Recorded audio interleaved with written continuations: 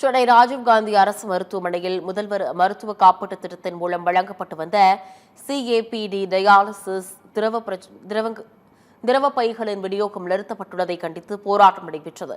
மத்திய சென்னை மாவட்ட எஸ்டிபிஐ கட்சியின் சார்பில் எஸ்டிபிஐ மாவட்ட தலைவர் முகமது இஸ்மாயில் தலைமையில் மாவட்ட துணைத் தலைவர் எஸ்பி ராஜா முன்னிலையில் இந்த போராட்டம் நடைபெற்றது. எஸ்டிபி கட்சியின் தமிழ்நாடு மாநில பொதுச் செயலாளர் அபுபக்கர் சித்திக் உட்பட ஏராளமான கட்சி நிர்வாகிகள் கலந்து கொண்டனர்.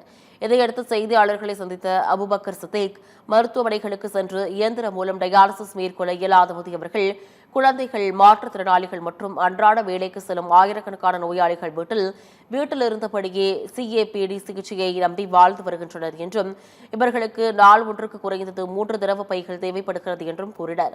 ஒரு திரவ பையின் விலை 305 ரூபாய் என்ற வகையில் ஒரு நாளிற்கு 3 திரவ பைகளுக்கு ஏறக்குறைய ஒரு நாளிற்கு 915 ரூபாய் தேவைப்படுகிறது. மாதத்திற்கு கணக்கிட்டால் 27,000 ரூபாய் வரை செலவாகும் நிலை ஏற்படுகிறது.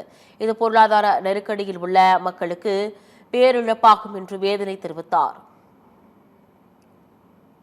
நீரிழிவு நோயினால் பாதிக்கப்படக்கூடிய மக்களுக்கு சிறுவர்கள் முதல் முதியவர்கள் வரை கிடைக்கக்கூடிய சிஏபிடி என்று சொல்லக்கூடிய அந்த டயாலிசிஸ் திரவப்பை அதிகமாக தட்டுப்பாடுக்கு உள்ளாக்கப்பட்டிருக்கின்றது. பெரிய தட்டுப்பாட்டுக்கு உள்ளானது மட்டுமல்லாமல் முதலமைச்சருடைய காப்பீடு திட்டத்திலிருந்தும் அகற்றப்பட்டதாக குறிப்பிடுகின்றது.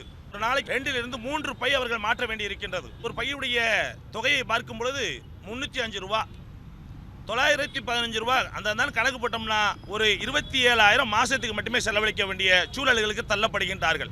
இந்த பையுக்காக வெளியில் செலவழிப்பது என்பது மிகப்பெரிய நெருக்கடிகளுக்கு உள்ளாக்கப்படும் என்ற கோணத்தில் இந்த திரவப்பை இலவசமாக அனைத்து நீரிழிவு நோயாளிகளுக்கும் கிடைப்பதற்கு இன்றைய தமிழக அரசு உடனடியாக நடவடிக்கை எடுக்க வேண்டும் என்ற அடிப்படையில் இந்த ஆர்ப்பாட்டத்தின் மூலமாக கேட்டுக்கொள்கின்றோம்.